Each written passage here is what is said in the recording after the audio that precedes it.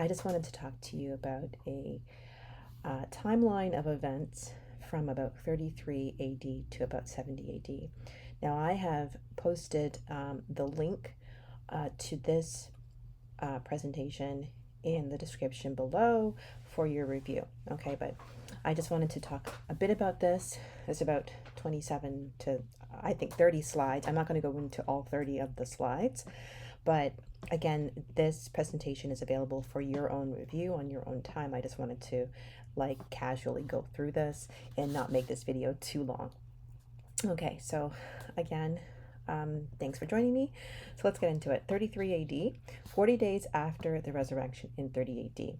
So we have a very pivotal event. Obviously, Jesus ascends to heaven in the presence of the apostles. Okay, and then 50 days after the resurrection in 33 AD, we get the Holy Spirit who descends on the apostles, empowering them to speak in various languages. And Peter preaches to the crowd, leading to the conversion of about 3,000 people. I'm just going to make this smaller here so that you guys can see the remainder of this presentation. Okay. All right, so in 33 to 34 AD, we have an event where we have a bright light that shone around the altar in the temple for several nights, and it was witnessed by many people in Jerusalem. This phenomenon was recorded by Josephus in the Jewish War. All right, now the significance of this is that the light was interpreted as a divine omen, signaling impending doom for the temple and the Jewish people. It was seen as a warning from God regarding the fate of Jerusalem, contributing to the atmosphere of fear and anxiety amongst the populace. While an exact date is not specified by Josephus, it is generally placed in the early years following the crucifixion of Jesus. Another significant sign was the scarlet thread that was tied to the scapegoat during the Day of Atonement, which reportedly did not turn white as it traditionally did, indicating a loss of divine favor. And this continued until the Roman-Jewish War of 66 to 70 AD. Okay. And again, in 33 to 34 AD, we do see some church developments. So following Pentecost, the early church community forms, sharing of possessions and devoting themselves to teaching and prayer, this was probably the only example in which communism actually worked. It really worked very well in the early church, okay? And arguably is the only place that communism works. When the church is able to help each other, when we're able to, give our wealth and belongings, to the elders, who will then in turn distribute that wealth to its members, right? And some churches do that. Some churches are out there, and they do follow the biblical model of the church, really, as close as possible to the early church. All right, so that's quite significant. Okay, and these events illustrate the growth and challenges and organizational development of the early church. All right, highlighting the apostles' commitment to their mission and the community's unity. All right, so it's a little bit bigger here. All right, so let's move on. And in 34 AD, we also get the arrest and martyrdom of Stephen. Okay, so the conversion of Paul, right, who was formerly Saul. Okay, this happens between 34 and 35 AD. So Saul of Tarsus, a fervent persecutor of Christians, experienced a dramatic conversion on the road to Damascus. In 37 AD, there is a transition from Emperor Tiberius to Caligula. All right. And then in 41 AD, there is a transition from Caligula to Claudius. These are former emperors, by the way. And in 41 AD, there is the reign of Herod Agrippa I, who becomes king of Judea and is known for his efforts to maintain peace with the Roman authorities while also appeasing the Jewish population. His reign is marked by a notable persecution of early Christians, particularly the execution of James the Apostle and the imprisonment of Peter. What is its significance? Well, Agrippa's persecution of Christians is significant as it represents one of the first instances of state-sponsored violence against the followers of Jesus, right? So in my video timeline, I indicated that shortly after the death of Jesus and with the rise of the church, were there at first primarily Jewish persecution of Christians, okay? And his actions reflect the tensions between Jewish authorities and the growing Christian movement, contributing to the early church's struggle and the eventual spread of Christianity beyond Jewish communities, right? So when you persecute Christians, you only but spread Christianity even further, and that's just how it works, okay? So Agrippa's reign as king lasted from 41 to 44 AD, with the persecution of Christians occurring particularly around 44 AD.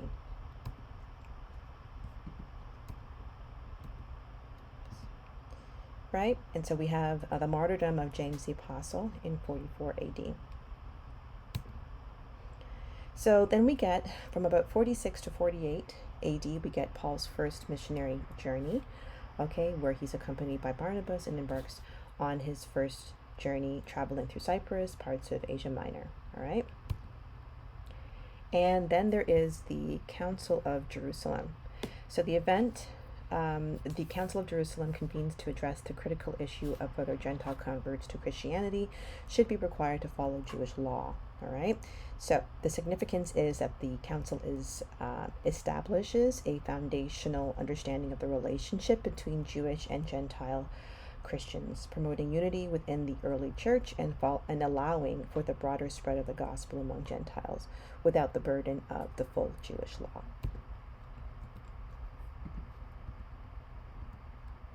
Okay, and then we have Paul's second missionary journey, right? And then we have between 49 and 52 AD, and then between 50 and 52 AD, we have Paul's first and second letters to the Thessalonians, where we get the famous mention of the gathering of the elect, okay, and the second coming of Christ in the clouds. All right.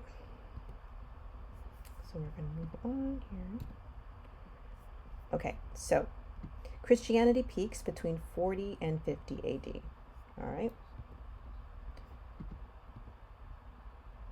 And then we get Paul's missionary journey, third missionary journey, which happens between 53 and 57 AD.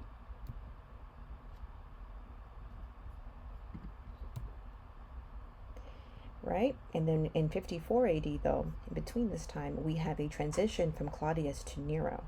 Okay, and you should really take the time to read this because, you should really take the time to read this because this goes into a little bit about the kind of the political intrigue, the murders that were happening, why there were so many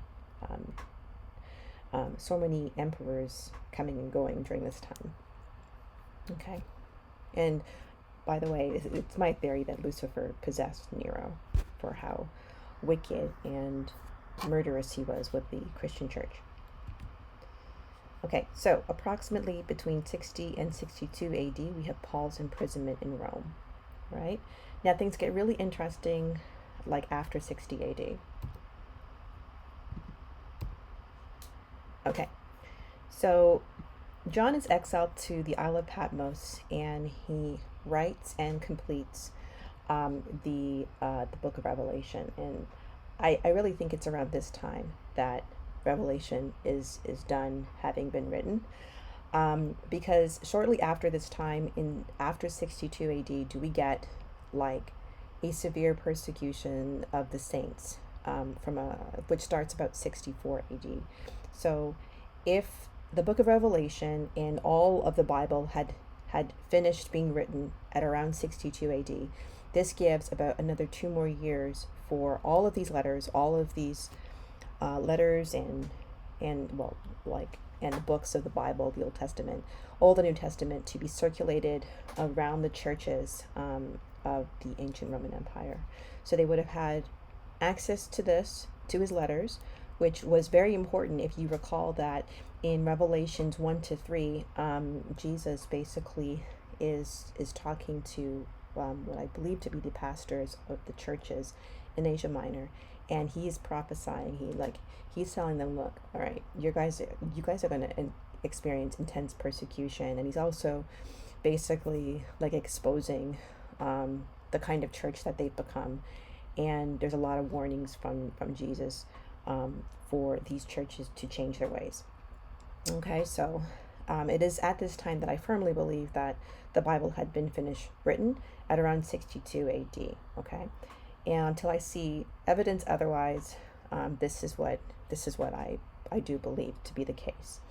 I had thought it was around 64 AD that it was so, but I have since come to the understanding that no, it had to be around this time when he was exiled to the Isle of Patmos. I don't think it would have taken him that long to have written these letters. And no, I don't believe that Revelation had finished being written in 98 AD. I do not believe that whatsoever. Not after 70 AD for sure. John would have been like 98 years old or older, or slightly younger. I don't think he would have. I just don't. I disagree with that. Okay, that particular view. Okay, so let's move on. All right. And in 64 AD, we have the Great Fire of Rome, which was basically done by like Nero, and Nero blamed the Christians, and he then persecuted the Christians, and he would light them on fire as torches in his gardens. He was absolutely abominable. He did worse, far worse, what he did to little boys, and like he was just a horrible man, and definitely he was at the end of his tenure was definitely, I think, haunted. I think he was definitely experiencing all of the judgment, and all of the attacks that he was receiving in the spiritual realm, I think, was as a direct result of how he persecuted the Christians. Okay. And then in 66 AD, things get really interesting. So there are strange events in the temple, okay, that is recorded by Josephus and Tacitus. This presentation does go into that. Please have a read for yourself. I'm not going to get into it here. But I will read a bit from this. So in 66 AD, there were several strange occurrences were reported by Josephus, including the appearance of chariots and armed soldiers in the sky, voices heard in the temple proclaiming, "Let us remove hence," and a cow giving birth to a lamb within the temple precincts. Which is, look, this is another reason why I firmly believe that Jesus confirmed the covenant in the middle of the last week, at around 30 AD, when he basically was baptized by John in the River Jordan, and the Holy Spirit descended upon him in the form of a dove.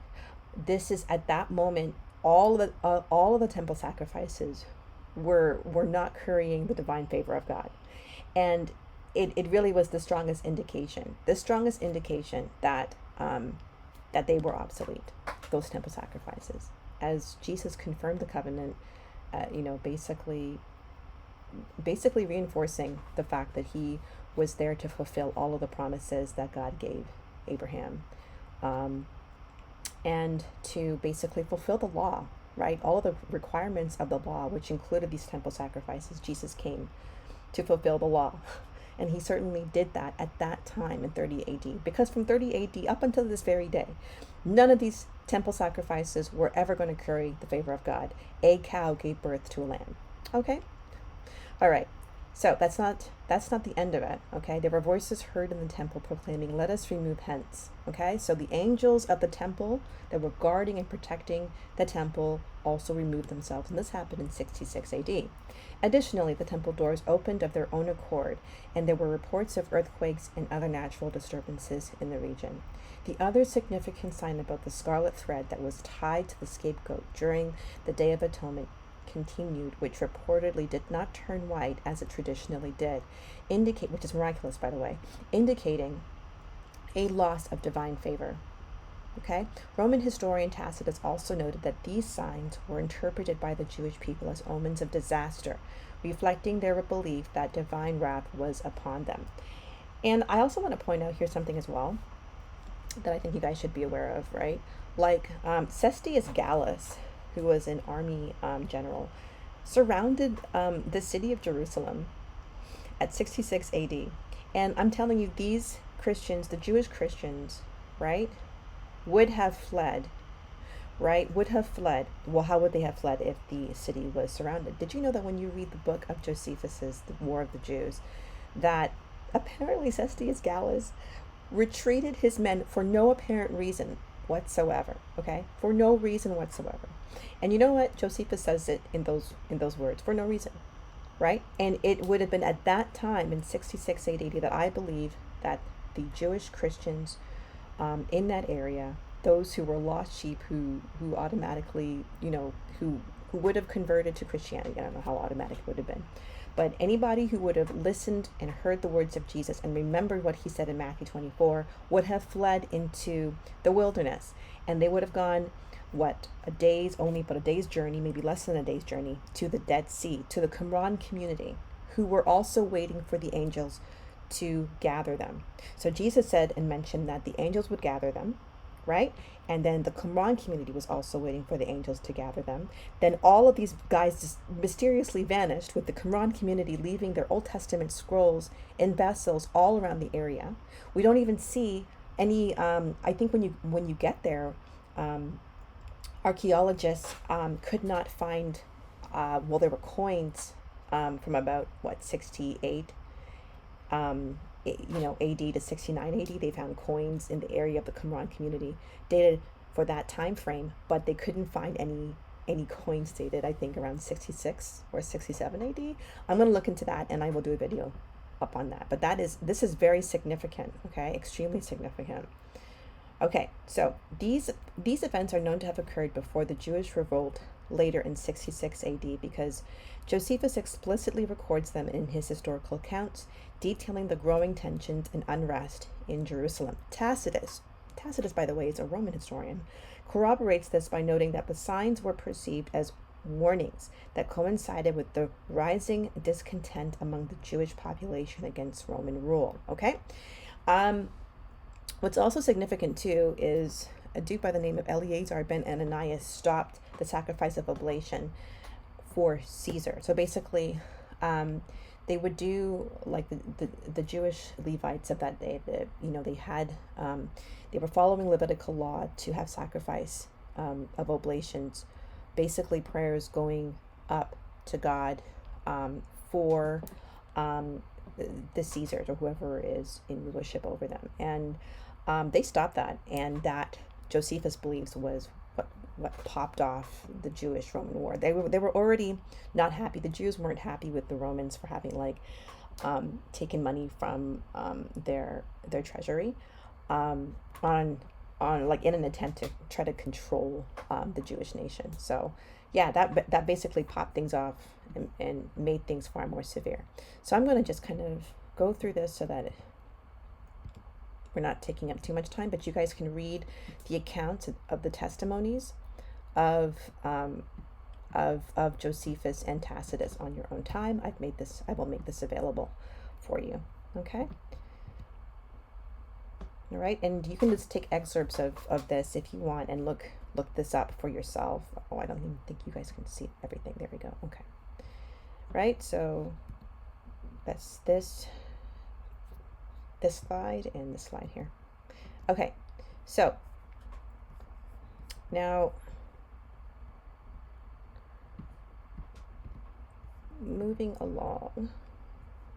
Okay, there's a little excerpt that I've included in this presentation about the eschatological implications of what we're seeing here and how it relates to the white horse of Revelation. Please give that a read when you get a chance, and let me know what you think in the comments.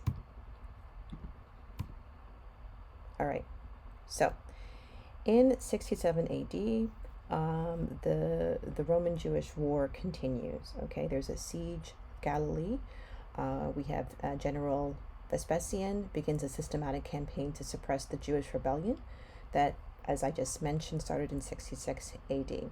Josephus, who was originally fighting with the Jews against the Romans, was I think preserved and saved by divine providence, and becomes the advisor to Vespasian. It was also noted too that there are reports that he actually was trying to get the Jews to stop fighting against the Romans. So even though I have that here as him having first started initially fighting with the Romans, like he was really, trying to get them to stop as best as he possibly could. Okay. So yeah, he is basically an advisor to Vespasian, and he becomes a historian, and writes his work, which is the Jewish War, and I believe he wrote other antiquities as well. Okay, so then there's a transition from Nero to Galba, and what's interesting is that Nero commits suicide, and after losing support from the Senate and the military, the sixth, basically, Galba becomes the seventh Roman Caesar, all right? And he was declared emperor by the Senate shortly after Nero's death, making the beginning of a tumultuous period known as the Year of the Four Emperors. Okay, so this transition marked a significant shift as Galba's ascension represented a rejection of Nero's tyrannical rule. However, Galba's reign was short-lived, lasting only about 7 months, and as he struggled to maintain control and faced opposition from rival claimants, ultimately leading to further instability in the Roman Empire. Okay, and there are some leadership dynamics to the Roman-Jewish War. So basically, in 68 AD, the Roman-Jewish War continues as Roman forces under General Vespasian intensify their military campaign. Okay, then we get the Edomites who join. Okay, and there are some significant leadership speeches that you can read about in the Jewish War by Josephus. Okay, and so basically, during this period, Ananus, the former high priest, and Jesus ben Gamaliel were leaders of the traditional Jewish establishment, and they delivered speeches called for the moral and steadfastness and unity in the traditional Jewish community, advocating for compromise with Rome amidst the complexities of the conflict against the Zealots and Edomite factions wanting to wage war against Rome. Okay, now I actually have a theory that Ananus, the former high priest, and Jesus ben Gamaliel were actually the two witnesses of Revelation, and that's a topic for another video. There are significant reasons why I believe this to be the case, and I've heard really strong arguments, and I've even formed my own why this might not have been the case, but I think I managed to work out, looking at history, looking at scripture, kind of what was happening at that time. And yes, I do believe that they were raptured and would have been raptured with the rest of the church and the Qumran community. But that's a topic for another video, okay? So let's just continue here because we're almost coming to the end. And please read on as we near the Roman-Jewish War. There was a massive earthquake. Near the start of 69 AD, about 3.5 years after the Neronian persecution. Okay, so we get 3.5 years of the Neronian persecution, and then another 3.5 years, which really is like the Great Tribulation having already happened, right? A significant earthquake struck Jerusalem during the conflict with the Edomites, trying to enter the city, causing considerable destruction.